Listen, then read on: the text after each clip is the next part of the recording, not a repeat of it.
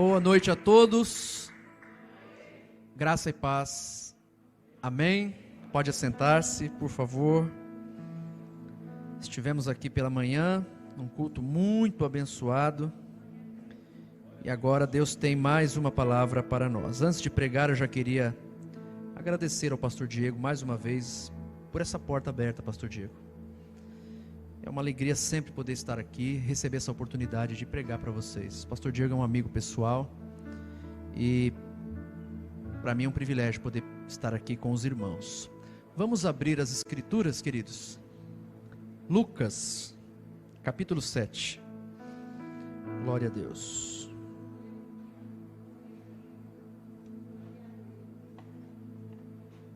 Lucas 7.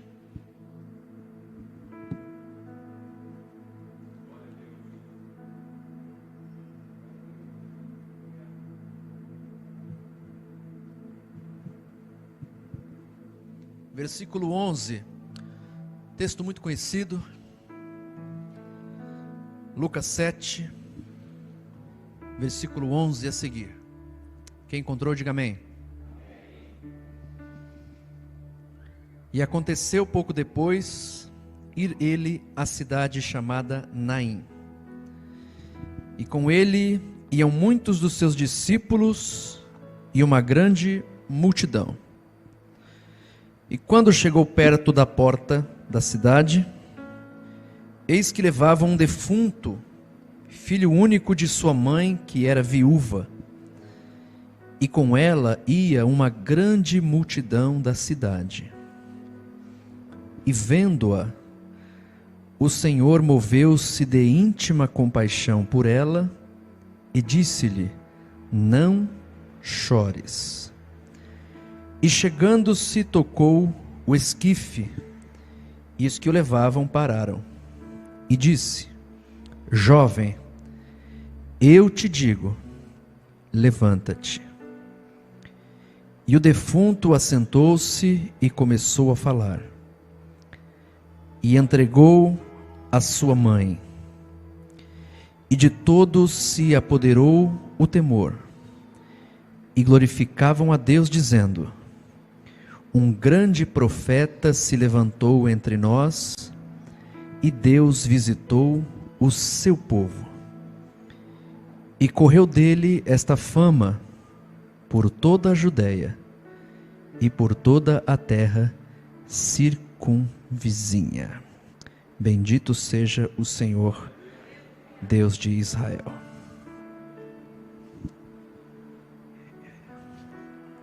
Queridos, hoje é uma noite de decisão para nós. Uma noite em que nós devemos tomar um posicionamento espiritual, de modo que possamos tomar uma decisão sábia, que certamente vai influenciar no nosso caminho, no nosso futuro. E o texto que nós lemos, ele é conhecido, e ele é um texto que vem ao nosso encontro nessa noite para nos dar um norte, um direcionamento, um posicionamento espiritual diante de Deus e dos homens. Antes do Senhor Jesus operar esse milagre na cidade de Naim, diz as Escrituras que ele estava em uma outra cidade por nome Cafarnaum. E você já ouviu alguém pregar nesse texto, porque eu disse que é conhecido, alguém dizer que nessa história havia duas multidões, não é? Quem nunca ouviu falar disso? A multidão da tristeza e a multidão da alegria. A multidão da tristeza fazia um cortejo fúnebre, e a multidão da alegria andava com Jesus. Também você já deve ter ouvido falar que a multidão da alegria se encontra com a multidão da tristeza, e ambas tornam-se uma única multidão, uma multidão alegre, porque Jesus faz o milagre, ressuscita o garoto, todo mundo é cheio do Espírito Santo, e é uma grande festa. Porém, eu disse que é uma noite de decisão, porque hoje nós vamos tomar um posicionamento espiritual aqui, para definirmos em qual multidão nós estaremos. Entretanto, não vou falar apenas de duas, mas vou falar de 4 multidões que estão envoltas no contexto dessa palavra, porque querendo ou não, em alguma dessas 4, você vai ter que se posicionar a partir de hoje. E quais são essas multidões, pastor? Eu vou falar rapidamente das 4 antes de entrar no texto, para você entender o que Deus quer nos dizer aqui essa noite. A primeira multidão, ela não está no texto, ela está no contexto. Justamente na cidade de Cafarnaum, aonde Jesus estava anteriormente, antes de chegar a Naim. Diz as Escrituras que Jesus opera um grande milagre em Cafarnaum. Que milagre foi esse, pastor Marcelo? O servo de um centurião romano estava doente. Para quem não sabe, o centurião era uma autoridade militar, não é? Ele tinha debaixo da sua autoridade 100 homens, por isso a etimologia do nome centurião, ou seja, ele mandava em 100 homens. E um desses 100 homens adoece. E Jesus, passando por Cafarnaum, vai lá e cura esse homem. Quando Jesus opera esse milagre, ele convida as pessoas ou os discípulos que estavam com ele para ir até Naim. Gente, estou indo para Naim agora. O milagre foi feito aqui, mas tem outro maior ainda que eu vou fazer em Naim. Vamos comigo? Quando ele faz o convite, eu descubro a primeira multidão. Qual, pastor? Os que não andam mais com Jesus. E por quê? Porque o texto que nós lemos, o verso 11, diz o seguinte, que quem acompanhou Jesus até Naim, pastora, foram muitos dos seus discípulos. Ou seja, muitos não são todos. Muitos não são todos. Pastor, me dá um exemplo. Se eu perguntar ao pastor Diego essa noite, ele é o pastor da igreja. Se eu perguntar, pastor Diego, estão muitos aqui? Ele pode vir aqui no púlpito, olhar. Pastor Marcelo, estão muitos. Mas se eu perguntar, estão todos? Certamente ele vai passar ali o olho clínico e vai falar, o fulano de tal não veio. A ovelha tal não veio. Por quê? Porque muitos não são todos. Então a primeira multidão são aqueles que não andam mais com Jesus. Ou seja, eles veem milagre em Cafarnaum, mas na hora de andar com Jesus, eles falam, pode ir embora, Senhor. O Senhor já me deu o que eu queria, eu não preciso mais de Jesus. Essa multidão existe hoje? Existe. Qual é? É aquela que Jesus entrega a bênção para ele e ele dá no pé. Obrigado, Jesus, o Senhor já me deu o que eu queria, não preciso mais. E acontece muito nos dias contemporâneos. É por isso que Deus não pode, tem crente que Deus não pode dar uma bicicleta para ele. Por quê? Porque se der ele desvia.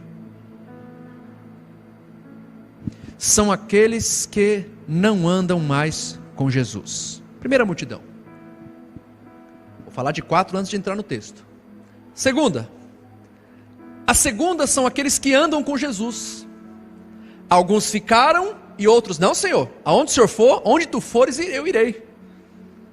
A segunda multidão é a multidão que anda com Jesus. Tem alguém que anda com Jesus aqui ou não?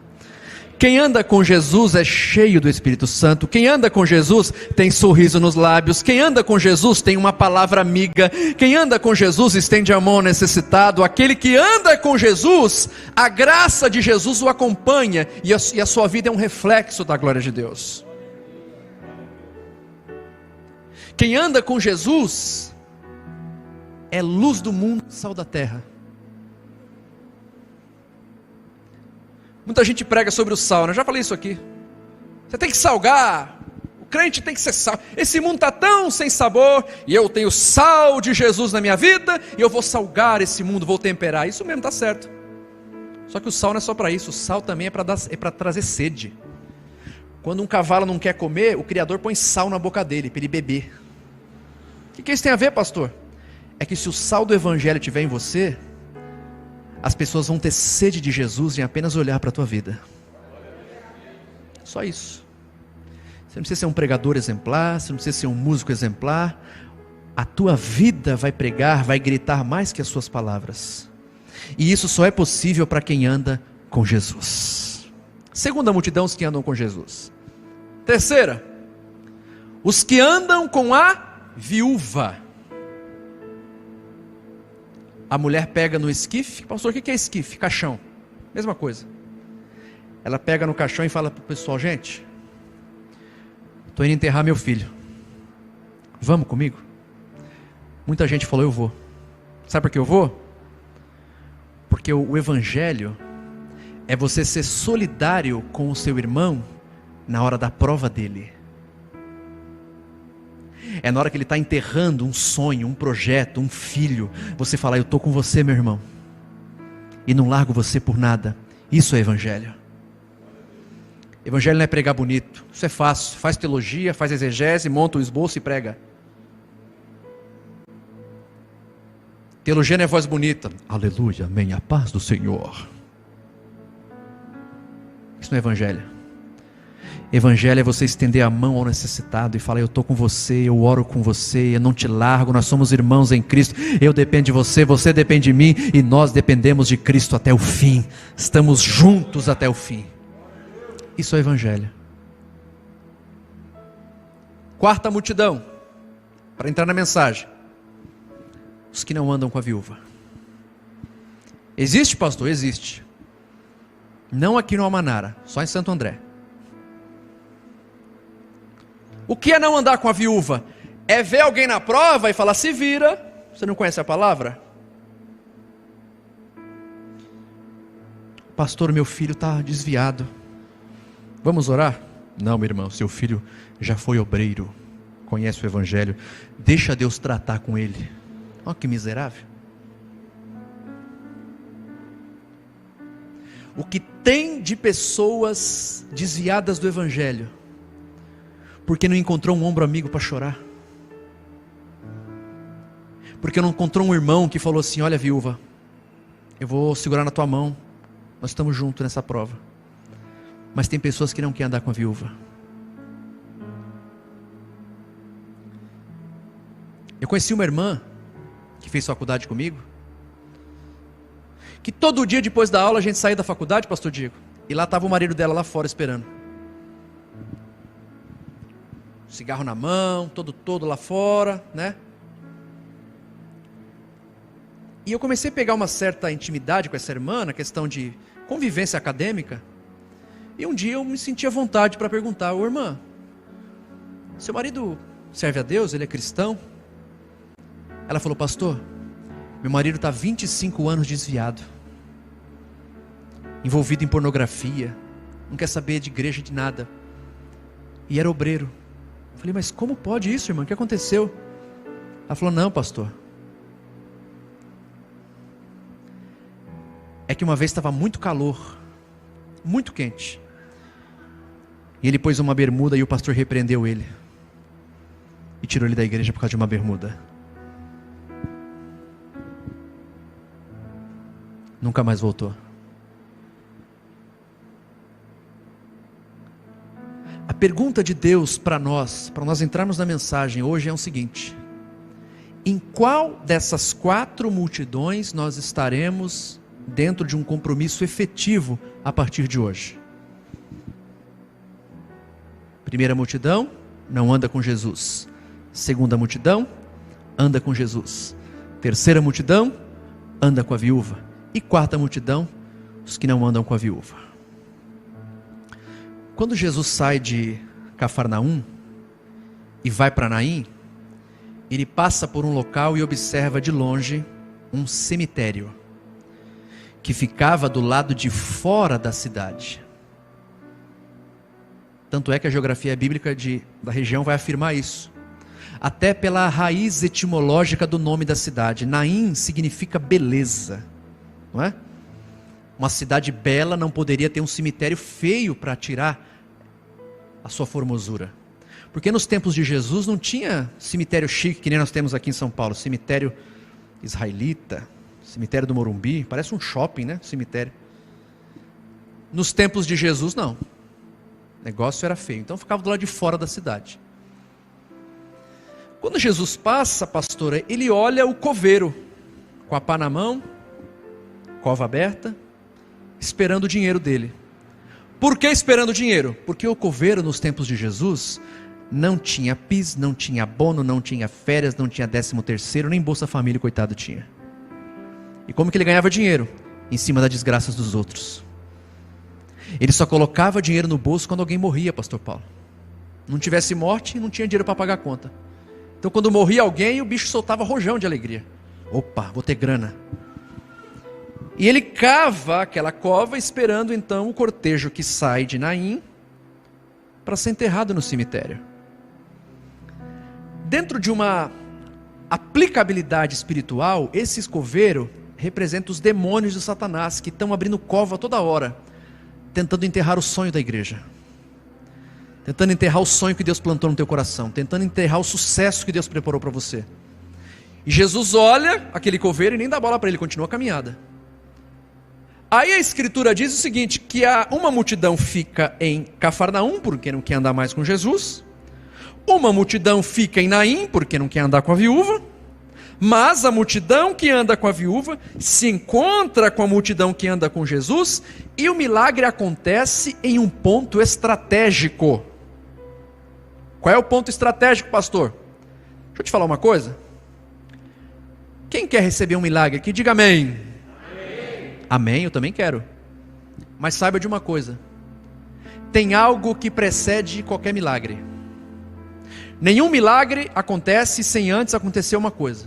O que, pastor? Clamor. Não existe milagre sem clamor. O local do milagre é um. E o que precede o milagre? Clamor. Portanto, tem que ser local diferente. Pastor, onde que é o local do clamor? A Bíblia ensina? Ensina. Mateus capítulo 6, verso 6. Entra no teu quarto, fecha a porta do quarto, dobra o joelho no quarto, e Deus falará com você no quarto. O teu pai que está em oculto falará com você no quarto. Lugar de clamor é no quarto. E por que lugar de clamor é no quarto? Porque no quarto é só você e Deus, ninguém precisa ficar sabendo de nada. No quarto não tem isso aqui, ó. Instagram, eu oro muito. No quarto não tem selfie. No quarto não tem confete em cima de você.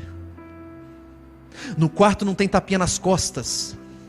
No quarto é você e Jesus e ninguém mais. Porque no quarto ninguém precisa ficar sabendo do teu clamor. As maiores guerras de homens e mulheres de Deus, tanto dentro das escrituras como fora delas, foram vencidas através da oração. Tudo pode ser mudado através da oração. Um filho que está desviado pode voltar através da oração. Uma porta de emprego pode se abrir através da oração. E aonde que é isso? Onde a Bíblia recomenda? Quarto. Porque quarto é lugar de intimidade. Quarto é o lugar secreto, aonde você rasga o teu coração, onde você vomita os seus pecados para fora e deixa Deus tratar, e deixa Deus limpar, e deixa Deus purificar, e deixa Deus levantar você. É no quarto. Pastor, lugar de milagre é diferente de lugar de clamor? Claro que é. Aonde foi então o milagre dessa mulher? O texto diz, na porta da cidade. Por quê?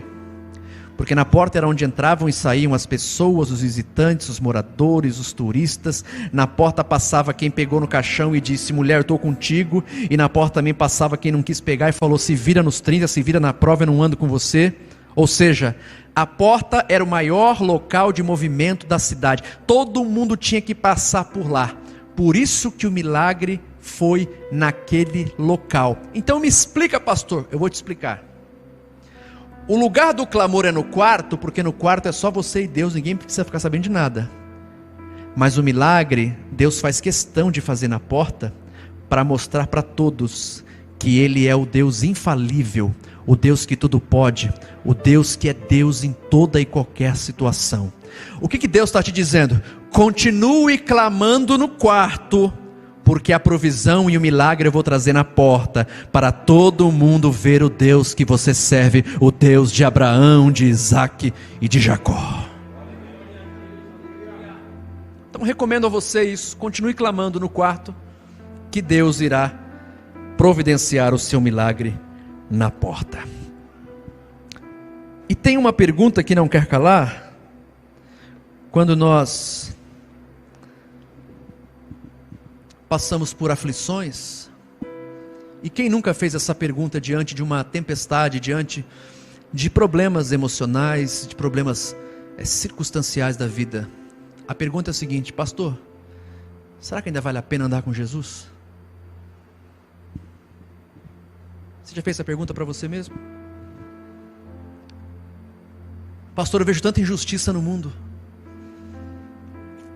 Eu vejo o ímpio prosperar. E eu sou fiel. Eu venho para a igreja. E parece que esse problema não me deixa. Será que ainda vale a pena eu caminhar com Cristo?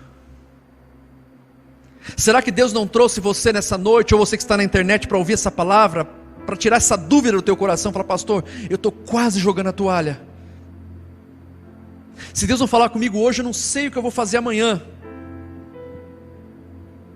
Será que você não entrou aqui ligando, pensando assim: olha, eu vou ligar para o pastor Diego essa semana, olha, fala comigo, Deus, eu quero saber se ainda vale a pena. O mundo está debaixo de tanta angústia, e eu estou passando por cada coisa que aflige o meu coração. Será que ainda vale a pena caminhar com Jesus? Deixa eu dizer uma coisa para você. Uma vez eu estava numa rua, que eu acho que o pastor Diego não conhece essa rua, mas eu vou perguntar, porque vai que ele conhece, né? Santa Efigênia, você conhece? Vende uns instrumentinhos lá, você deve conhecer, né? Eu estava na Santa Efigênia, anos atrás, antes de eu casar. Tinha até cabelo na época, faz tempo, viu? E eu estava passando uma prova, pastor Diego, de chorar. Pensa numa angústia, o coração apertado. E eu estava dentro da loja, e entrou um senhor na loja de aproximadamente uns 70 anos, cego dos 2 olhos, com uma bengala na mão. Entrou com a bengala dentro da loja. Pá, pá. Loja de instrumento, batendo na bateria, no violão e bengala. Pá. Fui falar com ele. Esse homem, pastor Paulo, ele não tinha o globo ocular, os dois. Se abria assim, era só pele. Mas cego, cego. Conversando com ele, eu percebi que ele era cristão, pastora. Era crente. E ali Deus me deu uma autoridade ali, uma ousadia, que eu falei: eu vou fazer uma pergunta para o senhor. O senhor não repara, eu vou fazer uma pergunta, o senhor não me leva a mal? Não, meu filho, pode falar. E cego ali.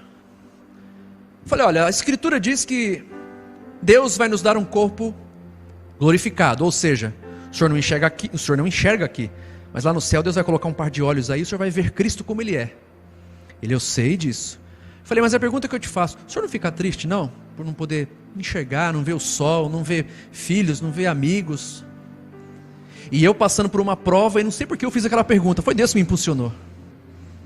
Ele deu uma risada e falou: meu filho, eu não fico triste, porque a vida do crente é como uma rosa. Falei: como assim? Ele falou: tem muitos espinhos, mas nunca perde o seu perfume nem a sua beleza. Eu falei: meu Deus, que tapa na cara que eu tomei, eu achando que eu tinha prova. Ele falou: um dia eu vou ver Jesus como Ele é, porque o brilho do Evangelho, o Evangelho na nossa vida, meu filho, é como uma rosa, tem espinhos, mas nunca perde a formosura, nunca perde o perfume, nunca perde a graça, nunca perde a razão de viver, porque enquanto Jesus for o nosso pastor e guiar a nossa vida, não há tempestade no mundo que possa parar a nossa fé. Pastor, mas será que ainda vale a pena servir a Jesus? Olha o que o texto diz. A primeira razão que você que entrou aqui dizendo: pastor, eu preciso que Deus fale comigo hoje. A primeira razão para você não jogar sua toalha, o texto vai dizer: e vendo-a o Senhor. A primeira coisa que Deus está dizendo para você é o seguinte: eu estou vendo você. E eu preguei isso de manhã, olha que confirmação, né? Jesus está te vendo.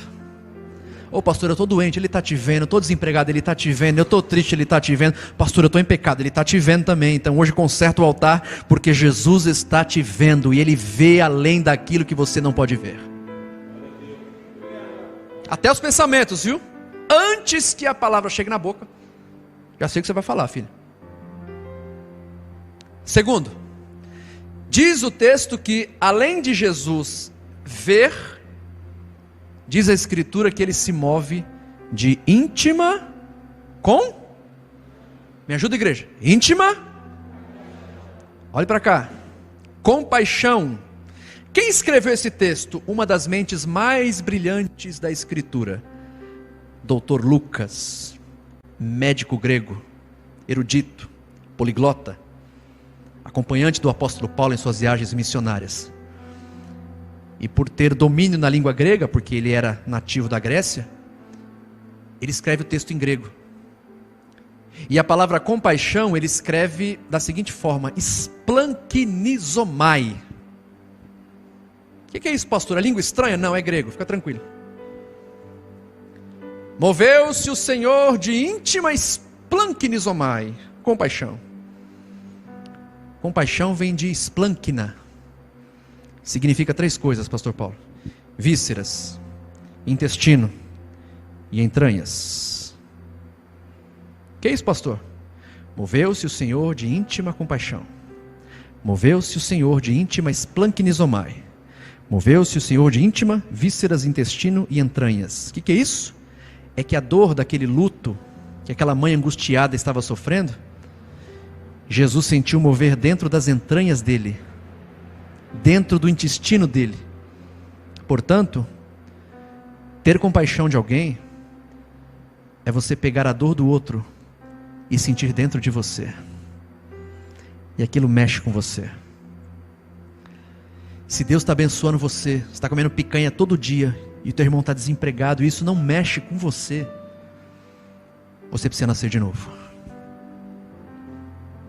Como alegrou meu coração ver o relatório do pastor Diego aqui, aquele tanto de alimento. Vocês estão de parabéns. Louvado seja Deus por essa igreja ser tão missionária e tão social assim, porque isso é compaixão.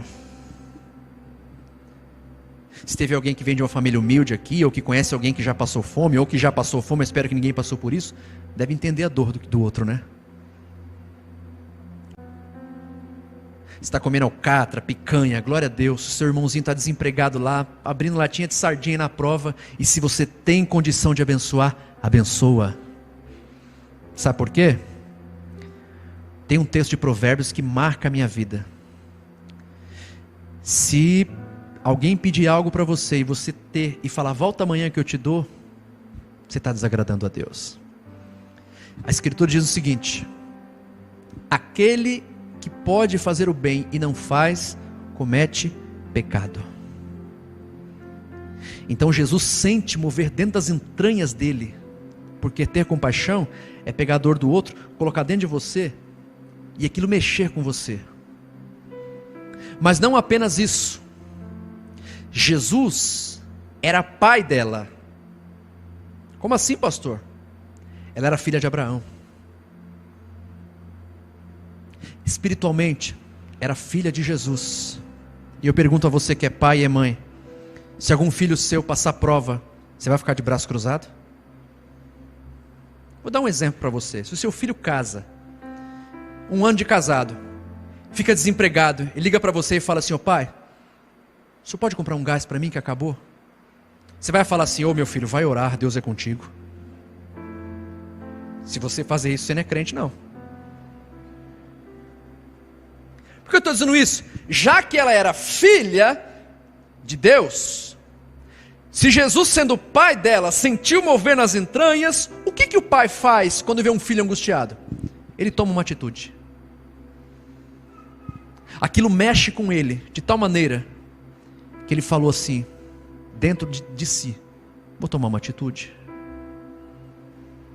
Eu disse de manhã hoje no culto que estava aqui. Quem estava aqui de manhã? Levanta a mão. Eu disse aqui de manhã, você lembra? Que era o culto das boas notícias. E à noite também está se estendendo, que tem boa notícia para você aqui à noite também. Pastor, e qual é a boa notícia? É que da mesma forma que você é pai e mãe e vê um filho seu passando prova e não aguenta e toma uma atitude, Jesus tomou uma atitude e está dizendo para você: a sua angústia, o que você está passando, eu estou sentindo dentro de mim, nas minhas entranhas, e como eu sou seu pai, eu vou tomar uma atitude por você. Vou repetir, acho que só meia dúzia entendeu. Deus vai tomar uma atitude sobre a tua causa para que você seja vitorioso. Amém. Primeiro, Ele te vê. Segundo, ele se move de íntima compaixão. Terceiro, ele libera uma palavra em um momento que ninguém liberaria. Vou repetir. Ele fala uma coisa que ninguém, em sã consciência, teria coragem de falar. Lembrando que, um detalhe importante, a mulher, pastor Diego, ia enterrar o filho, ia voltar para casa, ia passar uns dias, e sabe o que ia acontecer? Ela ia morrer. Ah, pastor, como você sabe disso? Simples. A lei de Moisés diz o seguinte: quando o marido morre, quem sustenta a família é o filho mais velho. Ok. Quantos filhos ela tinha? Um. O texto diz, filho único. O marido morreu, quem sustenta a casa? O filho. Só tinha um. O filho morreu, cadê o sustento? Olha que beco sem saída. Ia passar os dias, ia morrer. Uma das poucas possibilidades de sobreviver mediante essa situação era uma profissão desonrosa. Era uma das opções, tornar-se prostituta. Já pensou? Vender o corpo para comer? Marido morreu, quem sustenta? O filho. Filho morreu, só tem um, acabou o sustento. Beco sem saída. Ia passar os dias, acabou a comida, caixão também. E aí nesse momento de angústia, Deus vê, se move de íntima compaixão, sente a dor dentro das entranhas, e agora ele libera uma palavra que ninguém em sã consciência liberaria. Que palavra, pastor? A ciência, a psicanálise, a psicologia diz o seguinte: que alguém que está em luto tem uma necessidade. Qual, pastor? Tem que chorar. Por quê? Porque o choro no luto é uma espécie de pus que você espreme, que traz um alívio. Quem já teve aquela miséria de furunco? Ô trem miserável. Alguém já teve isso aqui? Ô negócio miserável, né, pastor? Teve, né, irmão? Eu tive debaixo da axila, irmão. Pensa eu pregando. Irmãos, Deus abençoe a todos, a paz do Senhor. Quando espremeu, que alívio. E o choro no luto é a mesma coisa. É científico. Você precisa chorar porque você espreme o pus da alma e se acalma. Isso é ciência. Eu fui num velório uma vez, de um ex-pastor do meu sogro. Quando eu cheguei no velório, sabe quem era a pessoa mais calma, pastora? A viúva. Por quê? Porque quando eu cheguei no velório, ela já tinha chorado 90%. Choro alivia, acalma. Você espreme aquele pus da alma. Então o que é normal? Quando alguém morre, algum parente de um amigo seu morre, você chega no velório, aquele amigo vem te dá aquele abraço apertado e molha toda a sua roupa de choro. Por quê? Porque ele está espremendo o pus da alma. Precisa chorar. E só quem perdeu alguém querido aqui já sabe o que eu estou falando. Então o que era para Jesus ter feito? Pela lógica, chega lá, minha filha, faz o seguinte, a gente conversa depois, vem cá, chora, não se preocupa não, pode lavar minha roupa, depois eu troco de roupa, fica tranquila, põe tudo para fora aqui, depois eu vou sentar aqui, eu vou te dar um aconselhamento pastoral e você vai embora. Só que ele libera uma palavra contrária a isso, no momento que ninguém liberaria. Ele chega no velório, em vez de falar, minha filha, entra aqui, chora, ele fala assim, minha filha, não chores. Vai entender Jesus. Pastor, mas a ciência não manda chorar? Manda. A psicanálise não manda você pôr para fora para espremer o pus da alma? Sim. É terapêutico? Sim. É benéfico? Sim. Por que Jesus então fala, não chore? Simples. Porque Jesus é especialista em ir na contramão da lógica para abençoar alguém. A ciência diz, chora, e Jesus não chora. O diabo diz, vou destruir essa igreja. Jesus, vou levantar essa igreja. O diabo fala, eu vou quebrar essa empresa. Não, eles são dizimistas, são meus filhos, vou prosperar essa empresa. O diabo fala, eu vou quebrar esse casamento. Jesus, não vou quebrar não, vão ficar mais românticos, mais crentes, vão viajar, vão para Cancún, vão gastar dinheiro, vão ser bênção. Porque Jesus vai na contramão da lógica. Você já recebeu uma palavra contrária de alguém? Você já contou um sonho para alguém e a pessoa falou: Ih, impossível se realizar isso? Já aconteceu? Já passou por isso? Eu já passei. Me lembro como se fosse hoje, pastor, quando Deus falou comigo: eu vou enviar você, você vai pregar, vai ganhar almas, mas eu quero que você viaje. Eu preciso de você em tempo integral. Eu quero que você abandone tudo para viver para mim. Eu estava na fila do pão quando eu vi isso. Cheguei em casa, contei para minha esposa: ó, Deus falou comigo. E minha esposa falou? Tá falado então. Fui para a oração, falei: Senhor, como é que eu vou fazer esse negócio, Senhor? Tenho contas para pagar. Eu não vou cobrar para pregar o teu evangelho, eu não faço isso, eu não sou um canalha da fé. Mas eu preciso que o Senhor me sustente, porque é muito sério isso que o Senhor me falou. Aí Deus pede um sinal. Falei: tá bom, eu quero um sinal, Senhor. Aí o empresário de Jacareí me liga, um amigo meu, fala: pastor Marcelo, eu estava no início da faculdade, irmãos. Ele falou: meu filho, se preocupa só em estudar. Deus falou comigo aqui. Falei: por que se preocupa só em estudar? Que negócio é esse? Porque Deus mandou eu pagar a tua faculdade toda, até o final, do começo ao fim. Foi o sinal que Deus me deu. Mas, quando eu fui divulgar isso para as pessoas mais próximas, sabe o que eu ouvi? Você vai morrer de fome. Duro ouvir isso, né, pastor? A esposa aqui do lado, ó. Vocês dois não vão ter o que comer. Você, Marcelo, não vai ter o que vestir. Vai estourar seu sapato. Você não vai ter nada. Mal sabia que a minha grife é japonesa. Qual? O nome da minha grife é Kimidero.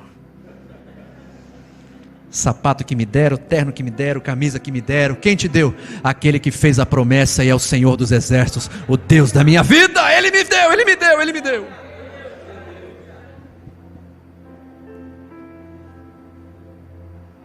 Por que eu estou dizendo isso? Porque Deus transformou essa palavra maldita em bênção para mim. E Deus está dizendo para alguém aqui: a palavra doeu, machucou, feriu, mas eu transformo em bênção, porque eu vou na contramão da lógica para abençoar a tua vida. Você pode crer e aplaudir Jesus por essa bendita palavra, irmãos?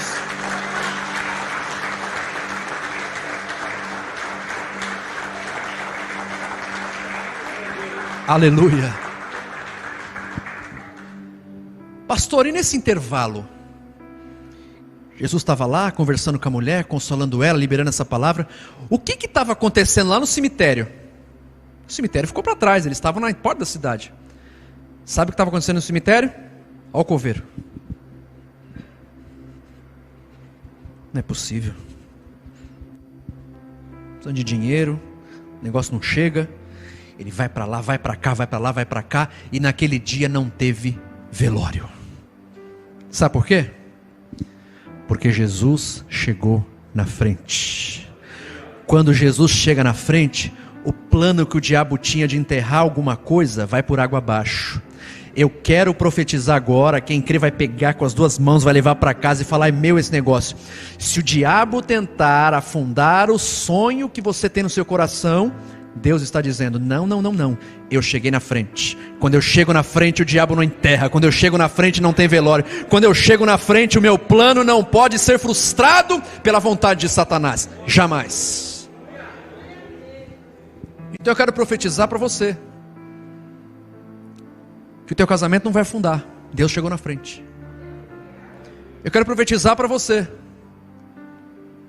que se você continuar sendo fiel a Deus, Deus não vai faltar nada na sua geladeira, na tua casa. Deus vai cuidar de você até o dia do arrebatamento.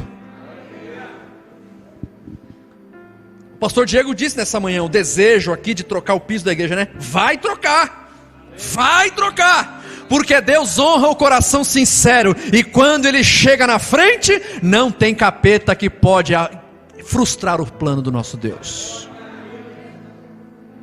Então sai daqui com essa palavra: pastor, eu pensei em enterrar algo na minha vida. Não vai enterrar coisa nenhuma, porque Jesus chegou na frente. Outra coisa, diz a Escritura então, que Jesus chega, não é? e ele toca no esquife ou no caixão. Olhe para cá, olha que detalhe lindo das Escrituras, pastor Paulo. Se Jesus falasse assim, pastor Diego: ô Pedro, faz o seguinte, ora pelo menino que ele vai levantar. Será que ele levantaria? Claro. Jesus disse: vocês farão coisas maiores do que eu fiz no meu nome. Claro que levantaria. Tenho dúvida. Se Jesus estivesse chegando, ok? O caixão está ali, ok? Jesus faz isso aqui, ó. O caixão está ali. Ô meu filho, eu sou a ressurreição e a vida. Levanta aí. Será que ele levantaria? Claro que levantaria. Uma ordem de Jesus. Mas também Jesus não fez isso. Se Jesus chegasse perto do caixão, olhasse lá dentro e visse o menino morto, pegasse na mão dele, como fez com a menina Talita Cumi, né? E falasse: meu filho, levanta. Ele levantaria? Claro que levantaria. Porém, Jesus não mandou nenhum discípulo orar. Jesus não deu nenhuma ordem de longe: levanta. E também, ele não foi lá e pegou na mão do garoto e levanta. Diz a Escritura que ele tocou no caixão. Ele fez isso aqui, pastor. O caixão está aqui?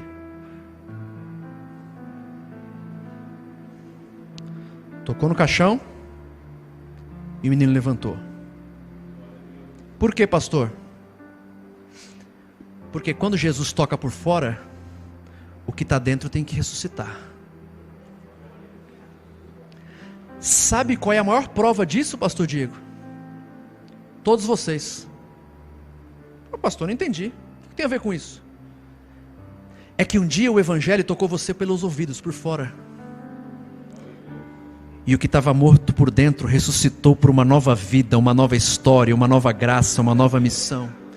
Esse é o poder do Evangelho de Jesus. Tocar o ouvido de um pecador por fora e levantar ele, purificar ele, ressuscitar ele, colocar ele num novo patamar de vida. Por isso que nós estamos aqui, porque um dia Jesus tocou a gente pelos ouvidos através da sua santa, poderosa e bendita palavra. É por isso que a fé vem pelo ouvir, né? A fé não vem por outra coisa, vem pelo ouvir. Quando ele toca por fora, o que está dentro tem que ressuscitar. Mas diz as Escrituras então que Jesus pega o garoto e devolve ele para quem? Você lembra para quem? Não? Para sua? Para sua? Para a mãe. Ele pega o garoto aqui. Levantou, meu filho? Tá tudo bem? Tá, então vem cá, dá a mão aqui. Ó mãe, tá aqui, ó.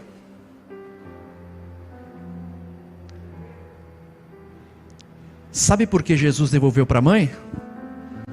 Porque ele só devolve para quem é de direito.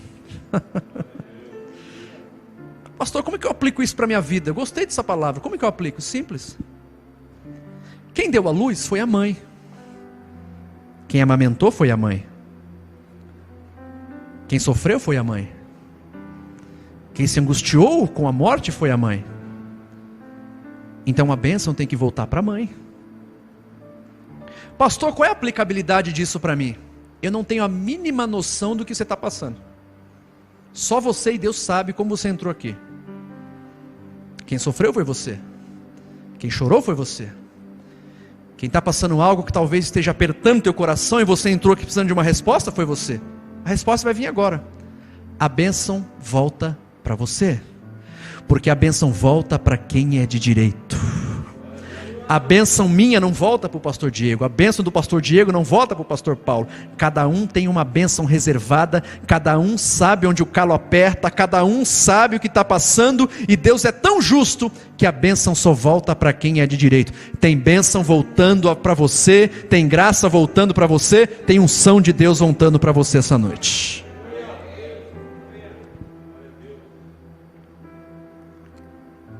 Nesse momento que o garoto levanta, ele entrega para a mãe. Diz então a palavra de Deus que todos ali foram cheios, né? Foi um impacto espiritual. Imagina, garoto morto, Jesus vai lá e levanta. E eu fiz uma pergunta aqui para você. que está refletindo no nosso coração nesse momento. Qual é a pergunta, pastor? Qual das 4 multidões nós estaremos a partir de hoje? Será que não é momento de nós sairmos de cima do muro e temos um compromisso mais efetivo com Jesus? Eu quero a sua ajuda agora. Quando o milagre acontece, a multidão é impactada, só que sentiram a presença e a graça de Deus quem estava presente. Eu preciso da presença de Jesus. Você precisa ou não? Porque um homem sem a presença de Jesus não é nada, não é? Pastor, eu preciso dessa presença, eu preciso dessa graça, eu preciso sair do culto com essa unção. Então você vai ter que tomar uma decisão hoje. Por quê? Porque esse milagre extraordinário, essa graça, esse poder, esse renovo, só foram para os presentes, para os que estavam presentes. É por isso que eu quero a sua ajuda agora. Você só vai me dizer sim ou não. Quem fica em Cafarnaum e diz assim: olha, Senhor, eu não ando mais com Jesus, eu já me dei o que eu queria, pode ir embora. Quem fica lá e não anda com Jesus, tem ressurreição de milagre? Sim ou não? Sim ou não? Não. Quem fica em Naim e fala assim: não ando com quem está na prova, se vira. Está passando dificuldade? Não ando com você não. Tem ressurreição de milagre? Sim ou não? Não. Só 2 classes na face da terra tem a presença de Deus, milagre de Deus e a graça de Deus. Qual, pastor? Quem anda com Jesus e quem anda com a viúva. Qual é a reflexão disso tudo, pastor? É que eu tenho que andar com Cristo, mas o reflexo disso é eu ser luz para as pessoas, de tal maneira que eu possa estender a mão ao necessitado e andar com a viúva e andar com Jesus. Assim sendo, eu terei ressurreição de milagre, graça de Deus, poder de Deus, unção de Deus e força para continuar a minha caminhada até o dia que Jesus voltar. Para encerrar minha palavra, vou até fechar minha Bíblia e guardar o meu óculos, que eu entrei para o time do pastor Paulo agora, não é? Diz as Escrituras Sagradas. Quem entendeu a mensagem até aqui, diga amém. Amém. Diz as Escrituras Sagradas que a fama de Jesus correu por toda a Judéia e por toda a terra circunvizinha. Me explica, pastor? Te explico. Vamos pegar as cidades mais próximas aqui para você entender. Vamos supor que o milagre foi hoje, aqui, agora, na Livres em Cristo. Pum! Daqui a 10 minutos, já estavam sabendo em Guarulhos. 15 minutos, Itapevi. 20 minutos, Santo André. 40 minutos, Diadema. Ou seja, as cidades circunvizinhas receberam a fama de Jesus. O texto diz, correu a fama, né? Ou seja, ficou famoso nas cidades. Só que tem um porém, pastor. Ninguém fica famoso de graça. Toda fama tem um porquê. Ninguém fica famoso de graça. Vou dar um exemplo. Vamos supor que um turista americano chega lá em Santos. E ele vai num local lá que o pastor Diego também não gosta, chamado Vila Belmiro, né? Aí o turista americano vai lá e o guia vai falar assim: ó, esse lugar é especial, esse lugar é famoso. O americano, mas por que é famoso? Ah, porque teve um tal de Pelé aí que dispensa comentários, né? Ou seja, o local é famoso por causa de alguém. Porque nenhuma fama é de qualquer jeito. Toda e qualquer fama tem um porquê. Ou seja, as cidades vizinhas, diz o texto, as cidades circunvizinhas, Jesus ficou famoso. Imagina, ó, Jesus ficou famoso, Jesus ficou famoso. Ah é? E por quê? Qual o motivo da fama? Ninguém é famoso de graça. Você ouviu dizer que tem um tal de Jesus aí que está famoso, mas o que ele fez? Ele ficou famoso por causa de um milagre extraordinário que ele fez na vida de alguém.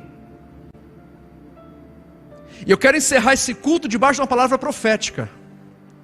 Que Jesus vai ficar ainda mais famoso aqui nessa igreja. E por quê?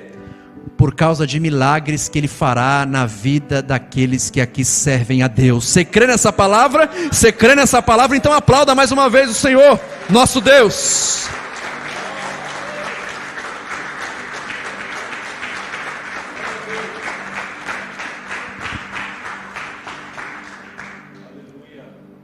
Será que não é tempo da gente sair de cima do muro hoje? E tomar uma decisão? Em que multidão nós estaremos? Tem alguém essa noite que quer entregar a vida para Jesus? Pastor, eu me desviei do evangelho, quero voltar para o Senhor. Se tiver, é só levantar a tua mão. Pastor, eu estou afastado e eu preciso voltar. Eu já fui crente, eu já servi a Deus, mas eu me afastei, passei por problemas. Eu não sou um robô, eu sou um ser humano. Mas a palavra de hoje entrou no meu coração e eu quero entrar na multidão de Jesus de novo. Eu não sou autossuficiente. O meu poder econômico não pode me dar o céu. Os meus diplomas acadêmicos não podem me dar vida eterna. E eu preciso de Jesus. Talvez eu esteja falando aqui para alguém que ainda não entregou a vida para Jesus, não aceitou a Jesus. E a salvação é um presente gratuito de Deus. Você recebe pela fé, não paga um centavo. Porque se fosse pago, os sheiks da Arábia Saudita seriam salvos. Se fosse pago, os corruptos que ganham dinheiro ilicitamente estariam salvos. Se fosse pago, um traficante que não se arrepende e mata as pessoas através do tráfico de drogas seria salvo. Se fosse pago, o empresário mais rico da nossa cidade compraria. O problema, ou a solução, melhor dizendo, é que já está pago. Eu só recebo pela fé, entregando o meu coração a Deus. Você pode fazer isso hoje. Ele pode perdoar os seus pecados hoje e trazer para você vida eterna, paz, alegria. Você talvez esteja vendo pela internet, é só colocar embaixo: pastor, eu quero voltar para Jesus, que a igreja vai entrar em contato com você. Tem alguém? Só levante a mão se tem alguém que queira voltar para Jesus ou entregar a vida para Jesus. Não há ninguém? Eu quero abençoar a tua vida. Curva a tua cabeça, por gentileza. Senhor, oh meu Deus, muito obrigado pela tua palavra. Muito obrigado, Senhor, pelo teu Espírito Santo em nós. Obrigado, Senhor, pela vida do pastor Diego. Obrigado pela vida da família do pastor Diego, dos teus filhos, netos. Obrigado, Senhor, por esse rebanho, Senhor, tão querido, a qual o Senhor falou hoje aos corações. Deus, que essa semana seja uma semana de triunfo, de graça, de vitória. Que o Senhor nos dê graça para andar com Jesus e para andar com a viúva. Prepara a tua igreja para o arrebatamento. Prepara o nosso coração em temor e em santidade, para que possamos voltar ao primeiro amor e aguardar a sua gloriosa vinda. Em nome de Jesus. Amém. Vamos aplaudir mais uma vez o Senhor, irmãos.